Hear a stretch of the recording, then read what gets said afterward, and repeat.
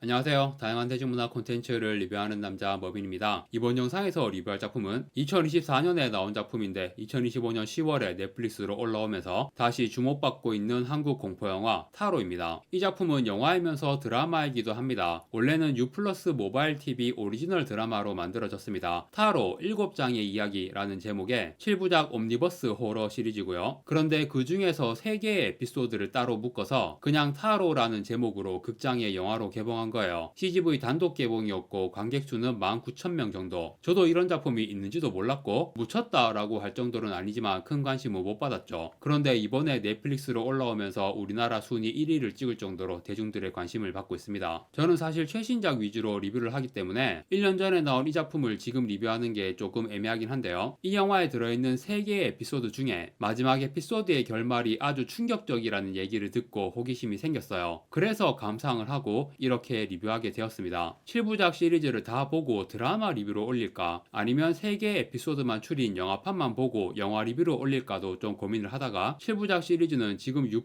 모바일 TV로 보거나 아니면 왓챠에서도 볼 수 있는 것 같거든요. 그런데 제가 지금 왓챠 구독을 안 하고 있어서 이거 리뷰하려고 다시 구독을 하려니 조금 애매해서 그냥 영화판만 리뷰하게 되었습니다. 이 영화에 들어있는 3편의 옴니버스 호러 에피소드 각각의 제목은 산타의 방문, 고잉 홈, 버려주세요. 이렇게 3편이 순서대로 나옵니다. 주연 배우는 각각 조여정, 고규필, 덱스입니다. 영화 제목이 타로니까 타로 카드랑 관련이 있는 내용이에요. 정확히는 타로 카드의 역방향 의미를 각 에피소드의 주제로 하고 있습니다. 각 에피소드마다 초반에 주인공이 타로 카드를 줍게 되는 장면이 나오는데 타로 카드 자체는 내용과 아무런 관련이 없어요. 그냥 에피소드의 주제를 암시하기 위해 넣은 장면이고요. 첫 번째 에피소드 산타의 방문에서는 운명의 수레바퀴라는 카드를 줬습니다. 정방향 의미는 기회와 행운, 역방향 의미는 상실과 불운. 두 번째 에피소드 고잉 홈에서는 광대라는 카드를 줬습니다. 정방향 의미는 모험과 방랑, 역방향 의미는 경솔과 오판. 세 번째 에피소드 버려주세요에서는 여사제라는 카드를 줬습니다. 정방향 의미는 지식과 총명, 역방향 의미는 무례함과 잔혹. 세 번째 에피소드 버려주세요의 결말이 충격적이라는 얘기를 듣고 이 작품을 봤는데요. 굉장히 호불호가 갈리는 결말이라는 얘기를 들었어요. 저는 불호 쪽입니다. 세 번째 에피소드를 제일 기대했는데 제 취향은 아니었습니다. 그런데 전체적으로 3가지 에피소드 다 완성도는 좋은 편이었어요. 특히 첫 번째 에피소드는 상당히 마음에 들었습니다. 호러 장르로서 가장 수위도 약하고 무섭지도 않은 에피소드이지만 몰입도 있는 스토리 전개에 주제의식도 깔끔하게 잘 전달되고 아주 재밌더라고요. 조여정이 이혼해서 어린 딸을 혼자 키우고 있는 엄마 캐릭터로 등장합니다. 좋은 대학도 나왔지만 아마 결혼 후에는 경력 단절이 된 것 같고 그래서 마트 캐셔로 취업을 해요. 매니저가 면접 때부터 조여정의 학벌을 보고 고깝게 보는 그런 게 있는 것 같고 일할 때 은근히 트집 잡으면서 괴롭히거든요. 물론 조여정이 트집 잡힐 만한 근무 태도를 보이기도 했고요. 급하게 취업이 결정되고 크리스마스 당일 근무가 잡혀서 어린 딸을 맡길 곳을 찾지 못한 거예요. 그래서 딸을 집에 혼자 두고 일하러 왔어요. 틈틈이 매니저 눈치 보면서 집에 전화를 거는데 집에 산타클로스 할아버지가 와 있다는 거예요. 수상한 사람이 혹시 집에 침입한 건가 싶어가지고 계속 걱정하고 전화 걸고 하다가 매니저한테 자꾸 지적당하고 그러다 결국 대판 버리고 일을 그만둬 버립니다. 다시 딸한테 전화를 하니까 계속 산타 할아버지 얘기를 해요. 산타 할아버지는 지금은 돌아가고 딸이 혼자 있는 것 같은데 오늘 산타 할아버지랑 재미있게 놀았어. 이런 얘기만 자꾸 하니까 조여정이 버럭 화를 냅니다. 산타는 가짜야. 세상에 그런 게 어딨어. 엄마랑 너 말고는 세상 사람들 다 나쁜 놈들이야. 이런 말을 합니다. 매니저와 대판 한 일도 있고 그 전에 이혼한 남편한테 딸 좀 봐달라고 전화 걸었는데 여자랑 해외여행 가 있다는 얘기를 듣고 그걸로도 엄청 빡쳐 있었거든요. 그리고 조여정이 밤에 딸한테 요정이 나오는 동화책을 읽어주면서 우리 마음속에는 다 요정이 있다. 누군가가 요정이 없다고 말하면 요정은 사라져버린다. 그런 얘기를 하는 장면이 앞에서 나왔어요. 집에 가니까 딸이 사라지고 없습니다. 여기서 반전이 나와요. 앞부분에서 조여정이 주변 사람들과 나눈 대화 장면들이 다시 나오는데 대화 내용이 좀 바뀌어 있어요. 사실 조여정의 딸은 오래전에 죽었습니다. 조여정이 딸 이야기를 계속 하니까 주변 사람들이 이제 그만 잊어라. 마음에 묻어둬라. 이런 말을 하는 게 대화에 추가되어 있어요. 앞에서는 그 말들이 안 나왔거든요. 그러니까 조여정은 죽은 딸이 아직 살아있다고 믿는 정신병자인 건데 화를 내면서 산타는 가짜라고 말한 순간 그 환상에서 깨어난 걸로 볼 수가 있죠. 그런데 이걸 또 다르게 해석하면 산타는 가짜라고 말한 순간 원래 존재하던 딸이 사라진 거고 그냥 사라진 게 아니라 원래는 과거에 그런 일이 없었는데 딸이 오래전에 죽은 걸로 과거가 바뀌면서 전체 시간선의 재정립이 일어난 상황이 아닌가 그렇게도 보이거든요. 그런 해석이 훨씬 섬뜩하죠. 그냥 사라진 것도 아니고 원래부터 없었던 것도 아니고 있었는데 과거가 바뀌면서 현실도 달라지게 된 이런 상황이 훨씬 섬뜩하고 잔혹하잖아요. 호러 장르로서는 되게 순한 맛의 에피소드이지만 캐릭터와 스토리 구성 그리고 결말까지 굉장히 탄탄한 완성도를 보여준 에피소드였다고 생각합니다. 두 번째 에피소드인 고잉 홈은 광대라는 카드의 역방향 의미, 경솔과 오판의 상황을 보여주는 에피소드인데요. 삼국지에 나오는 여백사 이야기랑 좀 비슷해요. 그냥 거의 오마주 수준. 주인공 고규필이 유부남인데 모텔에서 어떤 여자랑 불륜을 하다가 아내가 자꾸 의심하면서 전화를 거니까 결국 여자를 모텔에 혼자 남겨두고 택시 타고 집으로 가거든요. 그런데 택시 기사를 이문식이 연기했는데 엄청 수상한 말들을 해요. 그리고 누군가와 전화통화를 하면서 간과 허파가 얼마니 뭐 피를 빼면 어쩌고 하는 대화를 해. 그러더니 택시가 고규필이 말한 목적지로 안 가고 산으로 들어가는 거예요. 잠깐 물건 거래할 게 있대. 그래서 고규필이 가지고 있던 볼펜으로 이문식의 목을 찔러서 죽입니다. 그런데 알고 보니 택시 트렁크에 죽은 사슴이 있는 거예요. 그거를 거래한다는 거였고, 그러니까 삼국지의 여백사 이야기랑 똑같은 거죠. 그 후에 고규필이 사슴 거래하러 온 사람들까지 다 죽이고 혼자 돌아가다가 경찰에 체포되거든요. 체포된 이유는 모텔에서 여자 시체가 발견된, 알고 보니 고규필이 모텔에서 불륜하던 그 여자까지 죽였던 거예요. 그 여자가 나를 모텔에 혼자 두고 가? 아내한테 이를 거야 이러면서 고규필의 아내한테 전화를 걸어버린 거예요. 그래서 그 여자를 죽입니다. 그런데 실제로는 아내한테 전화를 걸지 않았고 여자가 장난친 거였어요. 이 주인공이 항상 하는 말이 있습니다. 정당방위. 이 험한 세상에서는 강하게 대응해야 한다. 안 그러면 내가 당한다. 경찰에 체포되었는데 경찰들까지 볼펜으로 다 죽이고, 아니 그런데 볼펜으로 이 정도 킬수면 거의 조니급 아닌가? 아무튼 그렇게 혼자 빠져나오면서 마지막에 딸과 통화를 하거든요. 딸이 학교에서 싸움을 했대. 그런데 상대가 먼저 때렸는데 결국은 내가 더 많이 때렸다 이러는 거예요. 그러니까 고규필이 잘했다. 항상 그렇게 강하게 대응해야 한다. 정당방위. 그렇게 딸한테 가르침을 주면서 끝나죠. 첫 번째 에피소드만큼은 아니지만 이 두 번째 에피소드도 상당히 괜찮더라고요. 두 에피소드 모두 캐릭터가 너무 좋고 조여정과 고규필이 연기도 정말 잘했습니다. 그리고 마지막 에피소드 버려주세요. 이 에피소드는 그냥 버려